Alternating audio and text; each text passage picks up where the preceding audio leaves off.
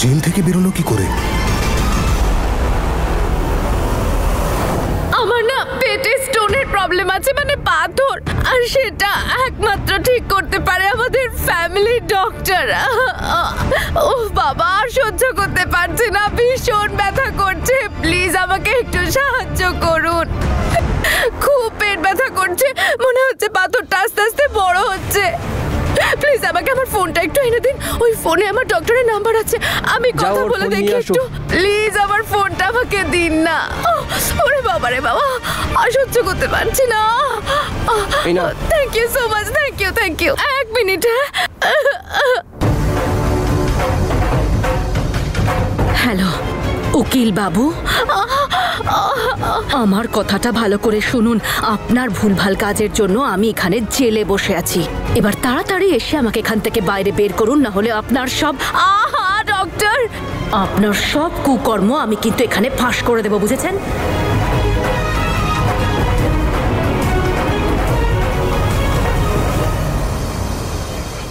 তুমি কোথায় ছিলে? আমি সে কখন থেকে তোমায় খুঁজছি।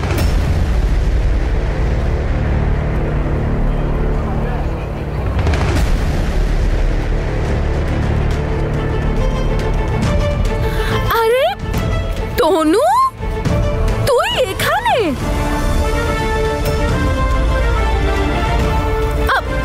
তুই কোনো ম্যাজিক ট্যাজিক জানিস নাকি? যেখানে বীর সেখানেই প্রকট হয়ে যাস? আরে এখনো আমার হাজবেন্ড, এখন অন্তত তোর পিছু ছাড় প্লিজ।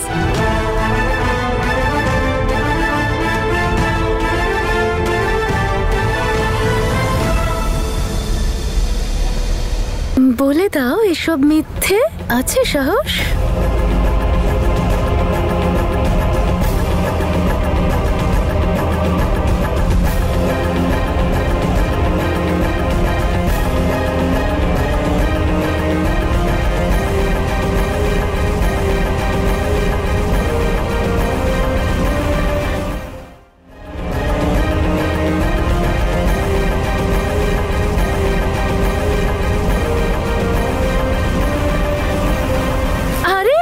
এভাবে কি তাকিয়ে আছিস ওর দিকে?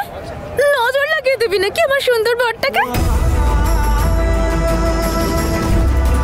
হায়, যেন কেউ নজর না দিয়ে দেয়, কাজলে টিপ দিয়ে দি একটা। আরে আমি তো ভুলেই গেছিলাম, তোর ওই কোটিপতি ফিয়ান্সে কোথায় গেল মিস্টার অঙ্গদ? হয়ে গেছে নাকি তোদের বিয়ে?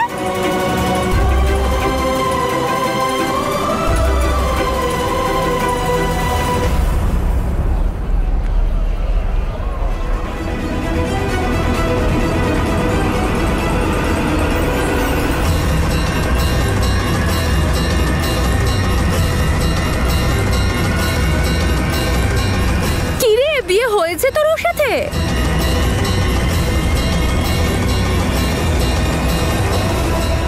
তোরা দুজন তো কানাডায় ছিলিস, তাহলে এখানে? তোরও না আমাদের স্টোরি জানার খুব ইন্টারেস্ট, তাই না?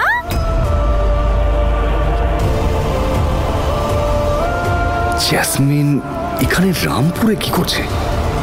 কিন্তু বীর যে বলছিল জেসমিনকে বিয়েই করেনি, তাহলে জেসমিন ওর সাথে এরা যে কি নতুন নাটক করছে কে জানে। বীর তুমি বলনি? তুমিও না সোনা, সব কথা ভুলে যাও। বলতে হয় তো তনুকে যে তুমি জব পেয়ে গেছো কানাডাতে, আর আমরা কিছু ইম্পর্টেন্ট ডকুমেন্টস নিতে এখানে এসেছি। ডকুমেন্টস গুলো নিয়েই চলে যাবো আবার কানাডায়। আর এটাকে তুই ধরে নে আমাদের মিনি হানিমুন, তাই না হবে?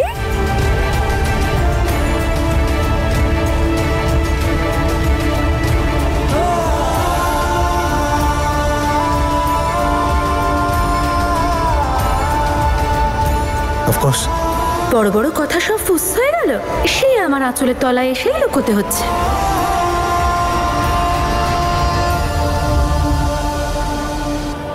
তোরা বাড়িতে গেছিলি? আরে বাড়ি কিসের জন্য যাব? ওখানে তো আমাদের কেউ ভালোই বাসে না, গেলেই সবাই গালাগালি করবে। তাই আমরা ভাবলাম বাড়ি যাওয়াটা বরং ক্যান্সেলই করে দিই, এখানে বরং আমরা একা কিছুটা সময় কাটিয়ে নিই। আরে আমাদের কথা ছাড়, তোর কথা বল। কোথায় গেল তোর সেই ফিয়ান্সে? আসেনি তোর সাথে?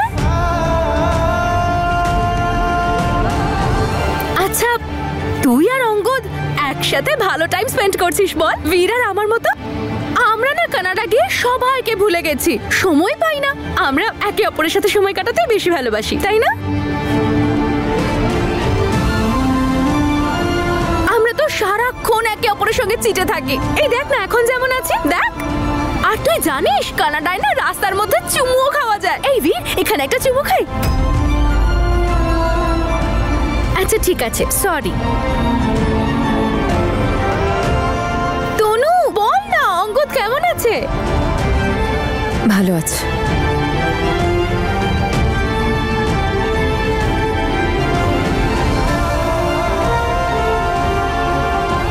জেসমিন, অনেক মেলা ঘুরে নিয়েছো, হ্যাঁ? এবার চলো, ভীষণ খিদে পেয়েছে, কিছু খাবো। চলো। আরে বেবি, এতদিন পর তনুর সঙ্গে দেখা হয়েছে, একটু গল্প করতে দাও আমাদের, তাই না তনু?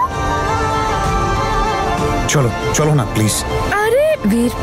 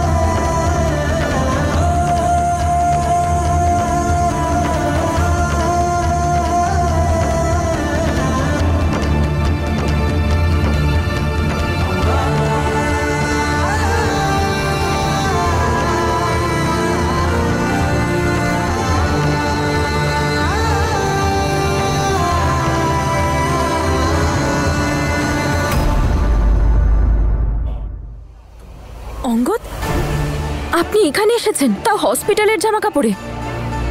আপনাকে ডক্টর আন্ডার অবজারভেশন রেখেছিল না? তাহলে আপনি... আমি জানি আমাদের নিয়ে চিন্তা করছিলেন, তাই চলে এসেছেন। আপনার চোখে জল দেখে আমি নিজেকে কি করে আটকাই তনু ম্যাডাম? আমি আপনাকে কিছু জিজ্ঞেস করছি অঙ্গদ। আরে আপনারা এখানে এত মজা করছেন, আমি ওখানে থাকতেই পারলাম না। পপিন্স, আমি তোমাকে ভিডিও কলে সব দেখিয়েছি, তাই তোমার এখানে আসতে ইচ্ছে হয়েছে, তাই না?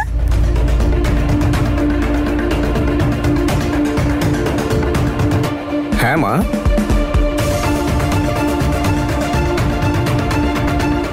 তুমি চাট খাবে বলেছিলে না? যাও ওখানে গিয়ে খেয়ে নাও, যাও ওই কাউন্টারটাতে যাও ওখানে। আপনি এতটা কেয়ারলেস কি করে হতে পারেন অঙ্গদ? এখনো পুরোপুরি ঠিকও হননি আর এখানে মেলায় চলে এসেছেন মজা করতে। যাই হোক, আপনাকে আর কি বলবো। আমি জেসমিনকে বিয়ে করিনি, আর না আমি কানাডায় গিয়েছি। শুধু এইটুকু বলুন আমায়, ওরা আপনাকে কি বললো?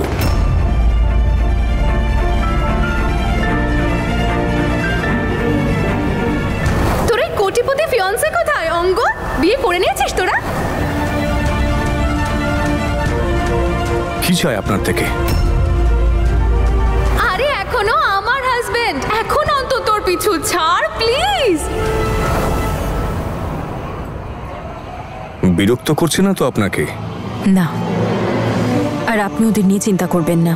ওরা দুজন তো কিছুদিনের জন্য ইন্ডিয়া এসেছে কিছু কাজে, খুব তাড়াতাড়ি ফিরে যাবে ক্যানাডায়। যাক, ভাগ্যিস বীর ওকে কিছুই বলেনি। তোমার সাহসটা কি করে হয় তনুর সামনে আমার স্ত্রী হওয়ার নাটক করার?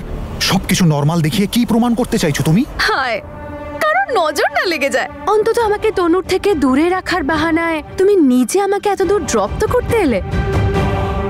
কত ছটফট করো তাই না তুমি তনুর জন্য? তুমি জানতে যে আমি তনুর সামনে শুধুমাত্র ড্রামা করছি, কিন্তু তা সত্ত্বেও তুমি সেই ড্রামায় আমাকে সম্পূর্ণ সহযোগিতা করলে। তাহলে এখন আমাকে কেন বলছো? যদি তোমার এতই চিন্তা ছিল তাহলে ওর সামনে সব সত্যিটা বলে দিতে পারতে আজ।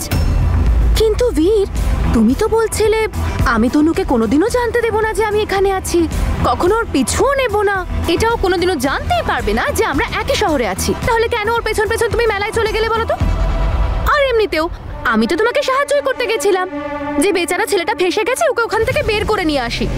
কিন্তু তারপর আমার মনে হলো যে তুমি আবার ইচ্ছাকৃতভাবে তনুর পেছন পেছন। Jasmine, shut up. You shut up. আমাকে রাগ না দেখিয়ে বরং থ্যাংক ইউ বলো যে তোমার প্রেমিকাকে তোমার সত্যিটা জানতে দিলাম না আমি। সেখানেও তোমার কোনো না কোনো ফন্দি রয়েছে। যেটা তুমি আজকে করেছো, কিন্তু আজকের পর যদি আমি তোমাকে তনুর ত্রিসীমানায় দেখতে পাই, তোমার কি অবস্থা করব তুমি ভাবতেও পারছো না সেটা। আর তাছাড়াও তোমার প্রত্যেকটা মুভমেন্টে আমার নজর আছে, সো বি কেয়ারফুল।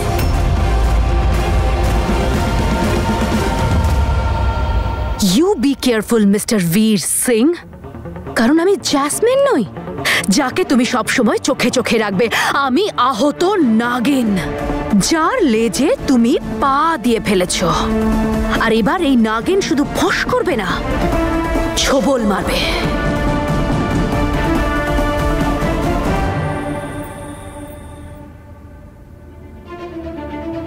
বলা উচিত ছিল তো তোমার তনুকে যে তুমি জব পেয়ে গেছো কানাডাতে, আর আমরা এখানে এসেছি কিছু ইম্পর্টেন্ট ডকুমেন্টস নিতে। ডকুমেন্টস নিয়েই আমরা আবার ফিরে যাব।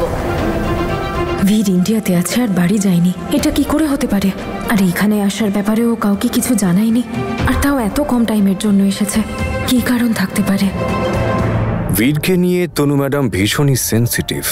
বুঝে যাবে ভীষণ তাড়াতাড়ি যে কোনো একটা ব্যাপার তো নিশ্চয়ই আছে। বীর তো জ্যাসমিনকে তো ঘেন্না করে, ওকে বিয়েই করেনি, ওদের মধ্যে কিছুই নেই, আর তারপর আমাকে ছেড়ে চলে যাবে এভাবে বীরের কাছে। তনু ম্যাডাম, আপনি বুঝতেই পারছেন না যে আপনি সব থেকে বেশি সুখী আমার সঙ্গে থেকে হবেন। আপনার খুশির জন্য আমি সব কিছু করছি, আর তনু ম্যাডামের খুশির খাতিরে আমাকে ওনার সাথে আমাদের বিয়ের স্বপ্নটা যত তাড়াতাড়ি হোক পুরো করতেই হবে।